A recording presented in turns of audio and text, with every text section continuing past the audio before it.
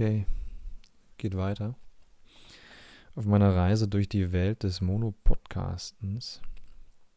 Ich bin Melvin und ich bin auch unheilbar gesprächig. Und ich möchte hier in diesem Format über die Frage, wie lebt das Leben, sprechen. Und mich da an verschiedenen Lebensfragen oder auch Sinnfragen orientieren. Und für heute, für diese 3. Folge, habe ich mir überlegt, dass ich über das Thema Lieben und Entlieben und den Schmerz der Trennung sprechen möchte. Grund dafür oder Aufhänger dafür ist nicht, dass ich akut in einer solchen Verfassung bin, sondern dass ein sehr wichtiger und sehr guter alter Freund von mir das gerade durchlebt, das Letztere, also eine Trennung. Und ich mich da auch wiedererkenne in seinen Schilderungen und Gefühlen und Zuständen. Und mich das sehr tangiert. Und ich auch anspruchsvoll finde, wenn ich mit ihm spreche, nicht in irgendeine schulmeisternde Haltung des Ratschlaggebens gerate. Es gibt ja diesen Spruch, dass Ratschläge Ausschläge sind und das kenne ich nur zu gut und empfinde ich auch oft so. Sondern, dass ich versuche, mit ihm so einen Raum zu haben, in dem er einfach das ausdrückt, was er gerade durchmacht. Und ich dann hin und wieder so hier und da Fragen stelle oder auch ein bisschen spiegel oder auch mal meine Erfahrungen dahin zugebe. Jetzt ist der Unterschied, dass er wirklich viele Jahre verheiratet war und auch ein Kind im Spiel ist. Das hatte ich so noch nicht. Aber ich habe auch schon sehr stark geliebt in meinem Leben und kenne auch diese entsetzliche, todesartige Erfahrung des Verlassenwerdens. Und ich möchte da so aus dem Nähkästchen plaudern oder auch das vermitteln, was ich gelernt habe, was ich auch über wissenschaftliche Recherchen verstanden habe, was da so in uns los ist und was wir dann womöglich machen können oder vielleicht auch nicht machen können. Also ich bin hoffentlich kein Ratgeber oder dergleichen für sowas. Das ist nicht meine Idee, sondern das ist einfach ein großer Bereich des Lebens, ja, des sich Verliebens, des Liebens, des Leidenschaftlichseins, aber auch des wieder auf sich selbst zurückgeworfen werdens im Anbetracht einer Trennung. Und ich spreche natürlich auch als Mann. Also das ist mir auch wichtig zu sagen, dass ich natürlich aus meinem männlichen Bewusstsein heraus vieles beurteile und betrachte. Und ich auch glaube, dass es da einfach Unterschiede gibt zwischen den Geschlechtern in der Art und Weise, Dinge zu erleben und zu erfahren. Ich bin natürlich ein recht sensitiver Mann, wie mir auch nicht selten vermittelt wird, aber ich bleibe Mann. Und ja, ich steige einfach mal ein, wo ich schon bei dem Thema Männlichkeit beziehungsweise männliche Perspektive bin versus alternativgeschlechtliche Perspektive, dass ich die Erfahrung gemacht habe und auch jetzt wieder miterlebe, dass wenn eine Frau sich von ihrem Partner trennt, gerade nach langjähriger Beziehung, das oftmals im Vorfeld schon lange und gründlich entschieden worden ist. Das heißt, das Ad-hoc-Handeln, also so plötzliche Aussteigen, was ich von mir und auch von anderen Männern kenne, das findet dann nicht unbedingt statt. Kann es womöglich, also das ist jetzt meine Empirie, sondern geht einer beziehungsweise folgt einer lange gewordenen Auseinandersetzung mit dem Liebesgefühl und mit der Partnerschaft. Und das ist natürlich nichts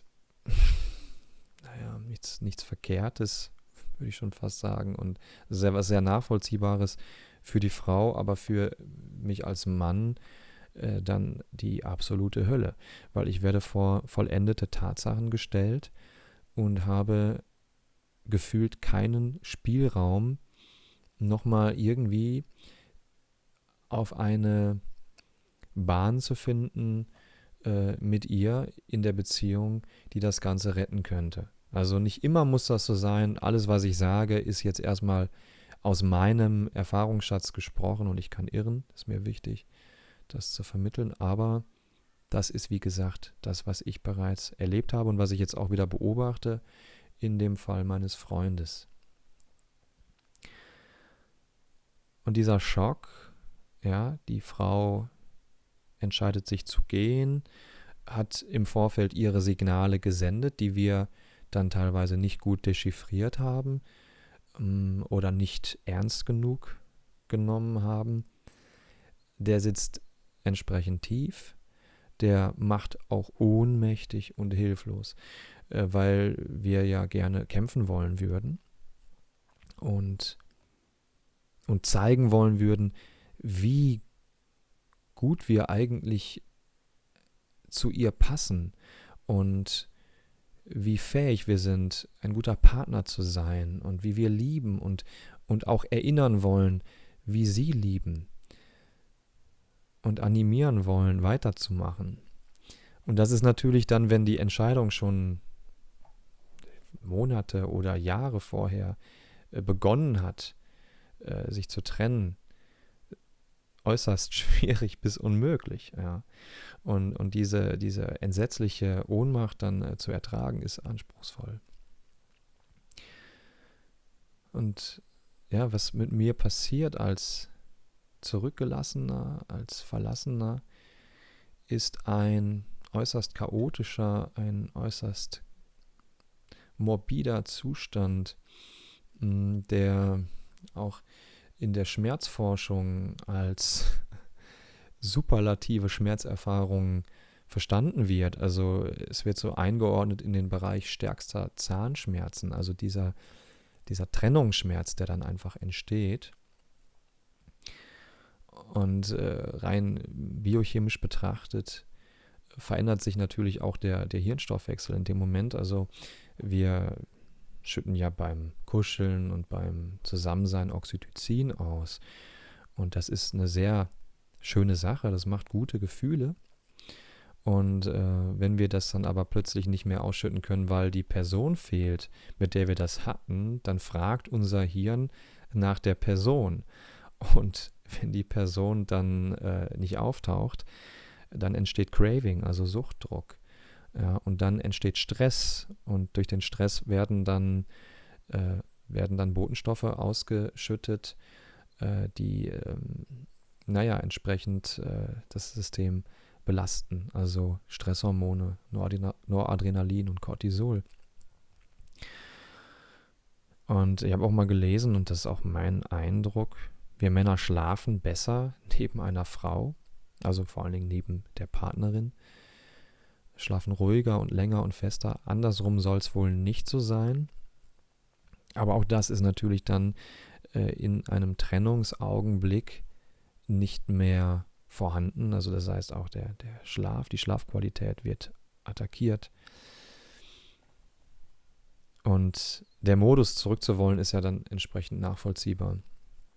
Was empfohlen wird, wie ich in einer solchen Phase mir selber helfen kann, ist Sport, also Ausdauersport, weil wir darüber entsprechend Stress abbauen, also Stresshormone auch beseitigen und die guten, also die Endorphine, Dopamine ausschütten. Das ist aber nicht das Allheilmittel. Die 5 Phasen der Trennung sollten eigentlich allen bekannt sein, die wir dann durchleben. Es ist ein langsamer Prozess des Realisierens, was jetzt eigentlich gerade abgeht. Und nicht selten fühle ich mich dann wie im falschen Film und frage mich, ob das alles nur ein Albtraum ist. Und das kann doch nicht wahr sein. Und ich wache immer wieder in dem gleichen Film auf, jeden Morgen, Morgen für Morgen. Und gehe Abend für Abend in diesem Film schlafen. Ich mag den Spruch, Zeit heilt alle Wunden nicht. Ich glaube das auch nicht.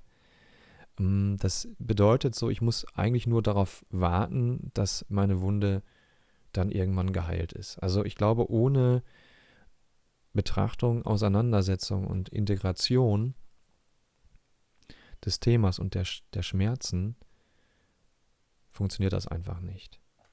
Deswegen gibt es auch Verbitterungsneurosen oder Psychosen. Also das ist tatsächlich ein Krankheitsbild.